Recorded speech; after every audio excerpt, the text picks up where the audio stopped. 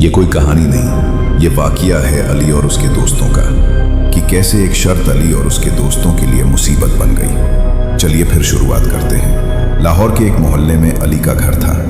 उसकी उम्र 22 साल, चेहरा रोशन, आंखों में चमक और दिल में जवानी का जोश। गवर्नमेंट कॉलेज का तालिबे इल्म था और उसके दो बेहतरीन दोस्त थे, समीर और इमरान। ये तीनों की दोस्ती का हाल ये था कि कॉलेज के लोग कहा करते, ये तीनों एक दूसरे के लिए जान भी दे सकते हैं। समीर एक तेज तरार मजाह पसंद लड़का था, जिसकी जुबान पर हमेशा कोई न कोई मजाक होता। इमरान का मिजाज कुछ शर्मीला और खामोश था, लेकिन दिल का बहुत साफ। और अली, वो इन तीनों का बेखौफ लीडर था, जो हर मुश्किल में आगे बढ़ता। हर जुम्मे की शाम उनका डेरा पुरानी चाय की दुकान होती, जहां 7 चाचा चाय बनाते थे। वहां बैठकर ये तीनों फिल्मों की बातें और क्रिकेट पर बहस करते और ऐसे दिलचस्प किस्से सुनाते कि आसपास बैठे लोग भी सुनने के लिए कान लगा देते थे। एक जुम्मे की शाम वो तीनों चाय की प्यालियों को सामने रखे कहानियां सुन रहे थे। 7 चाचा पुराने वक्त की एक अजीब दास्तान सुना रहे थे। बच्चों, ये शहर के बाहर जो पुराना कब्रिस्तान है, वहां की बात ही कुछ और है। रात को अजीब आवाजें आती हैं। कई लोग वहां गए लेकिन वापस नहीं आए। कहते हैं वहां जिन बसते हैं। समीर ने हंसकर कहा, चाचा, ये सब पुराने जमाने की बातें हैं, अब कौन यकीन करता है जिन्नों पर। लेकिन इमरान के चेहरे पर परेशानी के आसार नजर आ रहे थे। चाय की चस्कियां लेते हुए बात आगे बढ़ी। अली ने कहा, मेरे ख्याल में ये सब झूठ है, जिन्न वगैरह सिर्फ कहानियों में होते हैं। समीर ने तंज से कहा, हाँ यार अली, तो बोलता है तो सबसे बड़ा बहादुर है, फिर कब्रिस्तान की बात सुनकर चुप क्यों हो जाता है। इमरान ने हिचकिचाते हुए कहा, यार मैंने सुना है वो कब्रिस्तान बहुत पुराना है, मुगल दौर का है। लोग कहते हैं वहां रात को अजीब चीजें दिखाई देती हैं। अली को ये बात नागवार गुजरी। वो उठ खड़ा हुआ और सीना तान कर बोला, देखो, मैं साबित करता हूं कि ये सब बकवास है। अगर तुम लोगों को यकीन नहीं तो एक शर्त लगाते हैं, मैं आज रात उस कब्रिस्तान में अकेला गुजारूंगा। समीर और इमरान पहले तो हंसे, लेकिन अली को इतना पक्का देखकर बात को मान गए। ठीक है, समीर ने कहा, अगर तू रात भर वहां रहा और सुबह वापस आ गया तो हम दोनों तुझे 1 महीने का खर्चा देंगे। और अगर तू डर कर भागा, इमरान ने शरारत से कहा, तो तू हमें अगले महीने की सारी फिल्में दिखाना। शर्त तय हो गई। अली रात 12 बजे कब्रिस्तान जाएगा, फोन बंद करके रात गुजारेगा और सुबह 6 बजे वापस आएगा।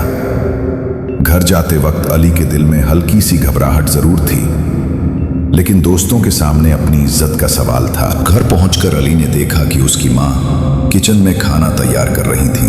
उनकी उम्र 50 के करीब थी, लेकिन चेहरे पर नूर और आंखों में मोहब्बत की चमक थी।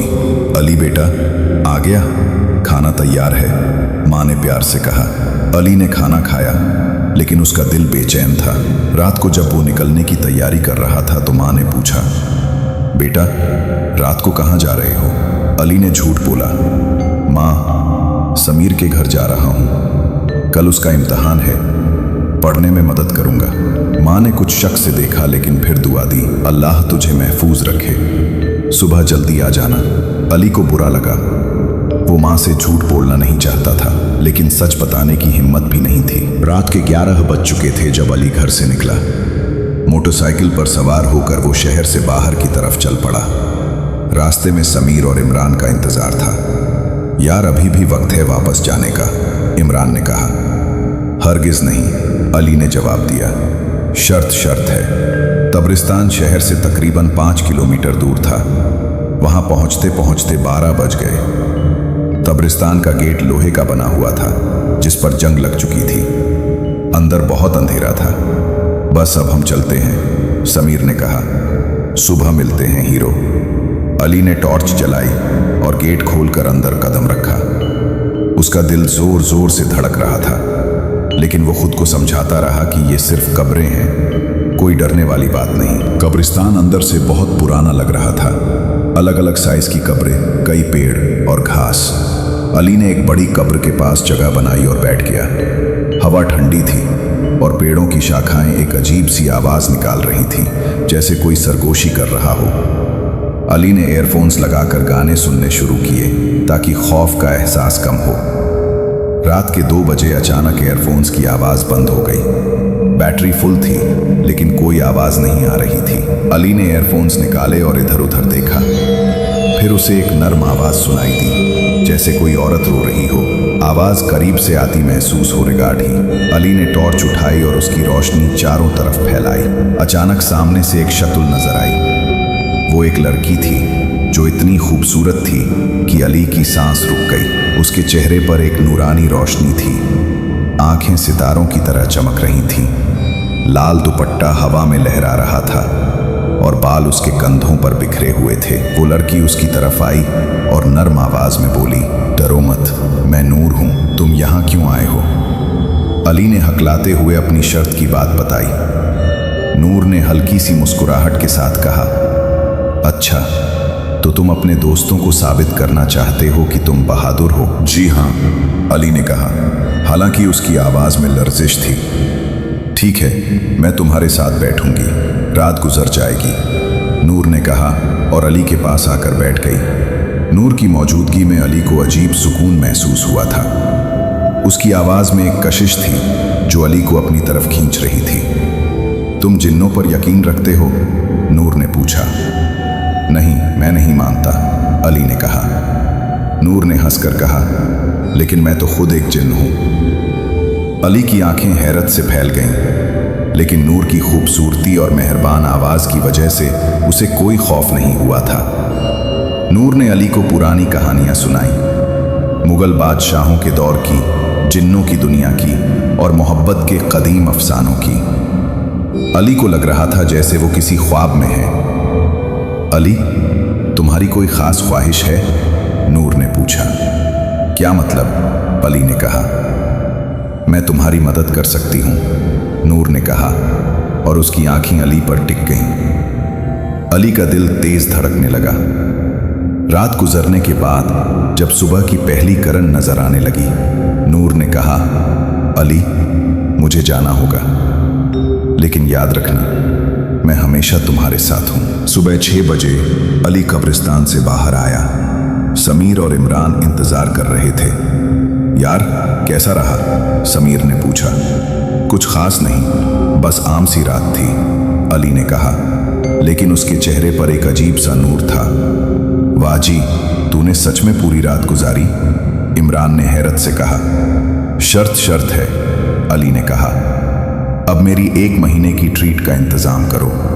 लेकिन अली का दिल सिर्फ नूर के ख्यालों में खो गया था। वो उसकी खूबसूरती, उसकी आवाज और उसकी बातों को भूले से नहीं भूल रहा था।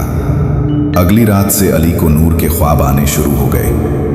ख्वाबों में नूर उससे बातें करती, उसकी हर ख्वाहिश पूछती और वादे करती कि वो उसकी जिंदगी को बेहतर बना देगी। एक दिन अली ने दिल में सोचा, काश कॉलेज की सना मुझसे मोहब्बत करे।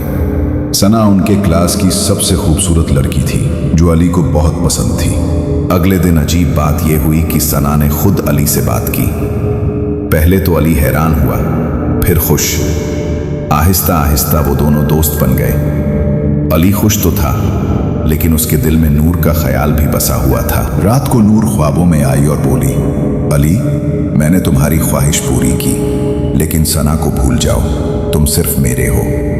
अली घबरा गया। नूर, ये क्या कह रही हो? मोहब्बत में शिरकत नहीं होती, नूर ने कहा और उसकी आंखों में आग की लपटें नजर आईं। अली जाग गया और पसीने से गीला था। नूर का असर अली पर बढ़ता गया। वो दोस्तों से दूर होने लगा, पढ़ाई छोड़ दी और घर पर माँ बाप से लड़ाई करने लगा। अली बेटा, तुम्हें क्या हो गया है? माँ ने परेशानी से पूछा। कुछ नहीं माँ, बस थोड़ा परेशान हूं, अली ने कहा। लेकिन उसकी आंखों में एक अजीब सी वीरानी थी। समीर और इमरान ने भी महसूस किया कि अली कुछ बदल गया है। यार, तू रात को कहां जाता है? हमें सब कुछ पता, समीर ने कहा।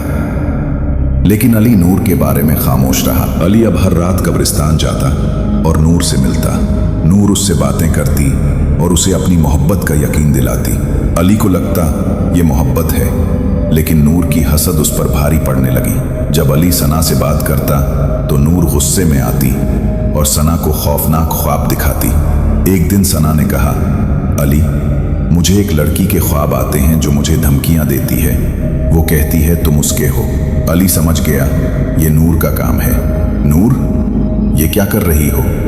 रात को अली ने पूछा। तुम सिर्फ मेरे हो अली, किसी और को देखने का हक तुम्हें नहीं, नूर ने कहा। नूर का असर अली पर मुकम्मल हो चुका था। वो नूर के बगैर जी नहीं सकता था। दिन में नूर के ख्यालों में डूबा रहता, रात को कब्रिस्तान जाता। कॉलेज छोड़ दिया, दोस्त दूर हो गए। समीर और इमरान ने उसे समझाने की कोशिश की, यार तू पागल हो रहा है, लेकिन अली कुछ नहीं सुनता था। एक दिन समीर का हादसा हो गया। मोटरसाइकिल से गिरकर उसकी टांग टूट गई। इमरान को रात को खौफनाक ख्वाब आने लगे। अली समझ गया ये नूर की हसद है, ये सब बंद करो। उसने नूर से कहा, तुम सिर्फ मेरे हो, दोस्तों को भूल जाओ, नूर ने कहा। अली की जिंदगी जहन्नुम बन गई। सना ने उससे दूरी बना ली। घर में माँ बाप रो रो कर थक गए थे। आखिरकार इमरान और समीर ने उसे एक बुजुर्ग आलिम हाफिज साहब के पास ले जाने का फैसला किया। हाफिज साहब ने अली को देखा और फौरन समझ गए, बेटा तुम एक जिन के कब्जे में हो, ये मोहब्बत नहीं एक लानत है, उन्होंने कहा। हाफिज साहब ने तावीज़ दिया और आयतें पढ़ना शुरू की। अली का बदन हिलने लगा, वो चीखा। हाफिज साहब ने जोर से दुआ की और अली के बदन से एक सियाह धुआं निकलकर गायब हो गया। अली बेहोश हो गया। जब अली की आंख खुली तो वो नॉर्मल था। हाफिज साहब ने कहा, बेटा जिन की मोहब्बत कभी खत्म नहीं होती, हमेशा तावीज़ पहनना और दुआ पढ़ते रहना। अली ने अपनी जिंदगी दोबारा शुरू की और सना से बात की, दोस्तों के साथ दोस्ती वापस बनाई। लेकिन कभी कभी रात को अली को नूर की याद आती। वो जानता था कि ये कहानी मुकम्मल तौर पर ख़त्म नहीं हुई। अगर आपके साथ कभी कोई ऐसा वाक़या हुआ है तो हमें कमेंट्स में लाजमी बताइए। हो सकता है अगली वीडियो आपकी कहानी पर हो।